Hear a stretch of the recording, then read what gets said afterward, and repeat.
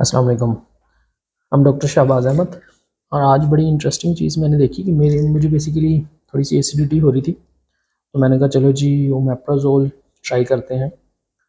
तो एक चीज़ तो मैं बताऊं कि यहाँ पे जब आपको मेडिसिन लेते हैं मेडिकल स्टोर से, तो वो आपको पूरा पैक देते हैं। मतलब डॉक्टर अगर आपको 3 दिन की लिख के देता है तो ऐसा नहीं होगा कि वो आपको 3 दिन की देंगे। स्टोर पे आपको पूरे का पूरा पैक मिलेगा, यानी वो जितनी भी उसमें है 1 मंथ की है या 10 डेज़ की है या 7 डेज़ की है, वो जितना भी होगा पूरा पैक आपको मिलेगा। और दूसरी बात ये है कि यहाँ ओमान में जो महंगाई है वो पाकिस्तान से काफ़ी ज़्यादा है। पाकिस्तान मुझे लगता है कि यहाँ आगे मुझे पता चला, या बाकी भी जब मैंने और कंट्रीज़ में दोस्त हैं वहाँ से जब चीज़ें कंपेयर की, तो जो महंगाई है, जो इन्फ्लेशन है, वो बाकी जगहों पे पाकिस्तान की निस्बत बहुत ज़्यादा है। अब जैसे मैं अगर आपको एक चीज़ कंपेयर करूँ कि ओमेप्राजोल कैप्सूल जो 20 मिलीग्राम वाला है, तो मैंने ये लड़के को भेजा। मैंने उसे कहा कि जो चीपेस्ट है ना, जो सबसे सस्ता है वो लेके आना है। तो ये पूरा पैक लेके आया। मुझे तो बेसिकली 2-3 चाहिए थे कि मैं बेसिकली खाली पेट कॉफ़ी पी रहा हूँ, तो शायद उस वजह से मुझे थोड़ी एसिडिटी हो रही थी। अब इसमें 14 कैप्सूल हैं इस पूरी पैक में। ये पूरा ही मिला है, आपको लूज़ में नहीं मिल सकती। 1 या 2 कैप्सूल जैसे आप वहाँ जाके मेडिकल स्टोर से ले लेते हैं, ऐसा नहीं होता। तो ये जो है ये 3 रियाल 3 रियाल का तकरीबन मिला है। तो 3 रियाल का मतलब ये है कि आलमोस्ट आपके 1600-1700 रुपये बनेंगे। 14 कैप्सूल 1600-1700 रुपये के। और पाकिस्तान में 20 मिलीग्राम की जो प्राइस है वो तकरीबन मेरे ख्याल में 14, या अगर आप सस्ते वाला लो तो 8 या 9 रुपये एक कैप्सूल की होती है। और आपको 3 चाहिए तो आप जाके 20-25 रुपये में या 30 रुपये में आप ले लेते हैं। वो पूरा पैक भी अगर आप 14 कैप्सूल्स का लो तो आपको 250 के अराउंड वो तकरीबन पड़ता है, इससे भी कम में पड़ता है। तो वो बनेगा रियाल में देखो तो वो में कोई 1 रियाल का कोई तीसरा चौथा हिस्सा जाके बनेगा। तो इट मीन्स कि तकरीबन ये मेडिसिन जो है, कोई भी मैं बाकी फिर मेडिसिन की प्राइसेस वगैरह भी देखता रहता हूँ जो पेशेंट्स को लिख के देते हैं कि उनको कितनी कॉस्ट पड़ रही है। तो वो भी तकरीबन जो है वो पाकिस्तान की निस्बत 10-12 गुना तक उनकी प्राइसेस ज़्यादा हैं।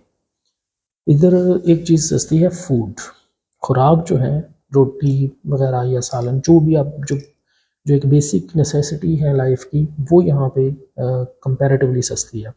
यानी अगर आप रेस्टोरेंट में भी जाते हैं तो आपको खाना पीना जो है वो आपको काफ़ी सस्ता पड़ जाता है।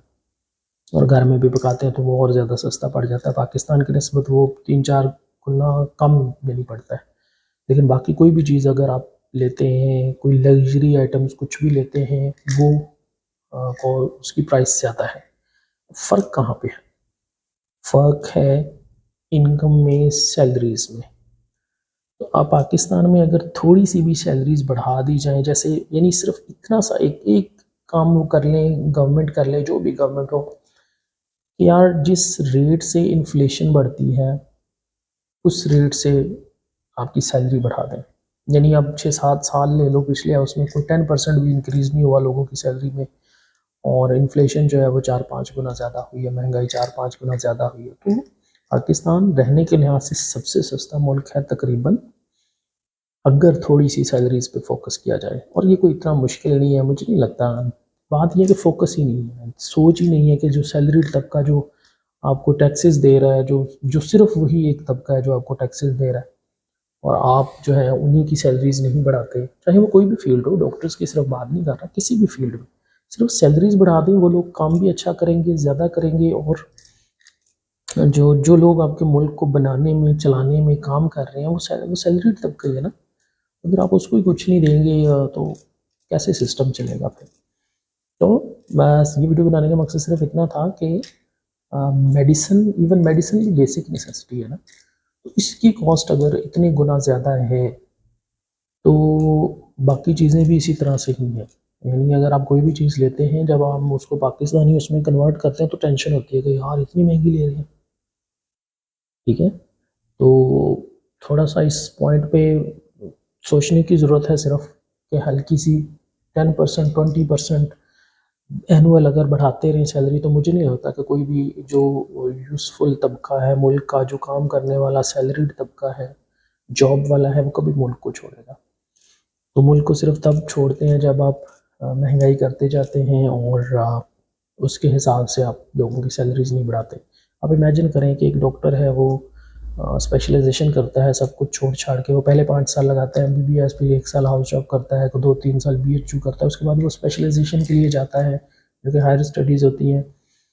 वो उसमें भी वो कम सैलरी पे चलो कर लेता है, लेकिन अब उसने 9-10 साल बाद अब वो एक स्पेशलिस्ट बना है, एग्ज़ाम पास किया, स्पेशलिस्ट बना। आपको पता है कि उसकी सैलरी में कितना फ़र्क पड़ता है?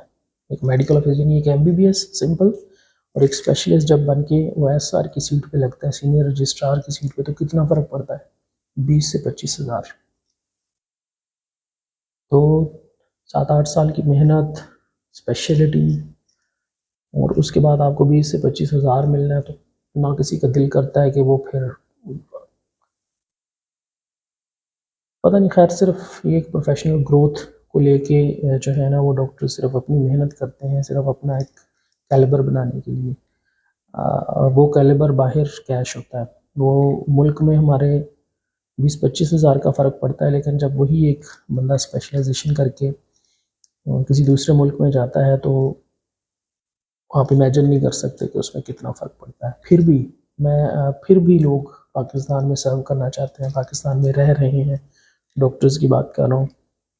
लेकिन अगर किसी भी और फील्ड में इतना बेनिफिट का फ़र्क होता, 10 से 12 गुना सैलरीज़ का फ़र्क होता, तो मुझे नहीं लगता है कि कोई पॉलिटिशियन भी मुल्क में न रहता। कोई कोई किसी भी और इदारे का बंदा अगर उसको 10 से 12 गुना बेनिफिट दूसरे मुल्क में मिल रहा होता, तो उनमें से कोई भी इस किसी मुल्क में ना रहता वहाँ पे।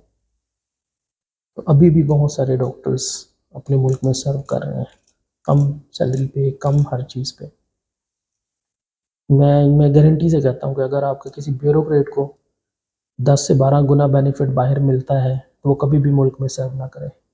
सिर्फ ब्यूरोक्रेट ही, कोई भी इदारा, कोई भी गवर्नमेंट एम्प्लॉई, पॉलिटिशियंस जो हैं आपके, इनको 10 से 12 गुना बाहर वो कहने लगे कि हाँ आके हमारे पास पॉलिटिक्स करो, तो ये तो अपना सब कुछ बेच के, सब कुछ ख़त्म करके मुल्क से बाहर आ जाएं। और डॉक्टर्स मोस्टली सिर्फ इस वजह से बाहर जा रहे होते हैं कि चलो वो यहाँ पे आए, अर्न करें, पीछे अपने मुल्क में कोई घर बना सकें, कोई कोई अच्छी कोई कोई हॉस्पिटल बना सकें। उनका ये मोटिव होता है most of the time. 95% of the time जो मुल्क से बाहर डॉक्टर्स जाते हैं, वो इस मोटिव के साथ जाते हैं कि यहाँ पे अर्निंग करें, अपने मुल्क में पैसे भेजें, वहाँ पे हॉस्पिटल बनाएं अपना, या अपना घर, एटलीस्ट अपना रहने के लिए घर तो बनाएं।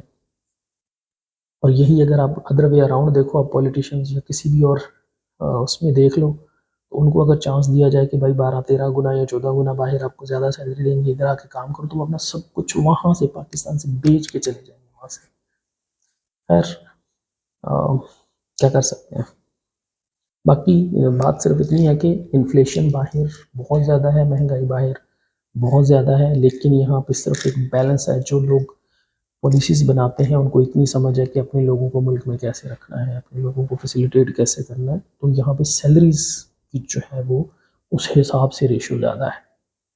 तो सिर्फ इस पॉइंट पे फोकस कर लें कि अगर आप महंगाई कर रहे हैं, ठीक है, बढ़ रही है, सारी चीज़ें बढ़ रही हैं, तो भाई थोड़ी सी सैलरीज भी बढ़ा दो, ठीक है, ताकि लोग अपने मुल्क में रहें, वहीं पे काम करें, वहीं पे सर्व करें और अपने लोगों में रहें। Thank you so much.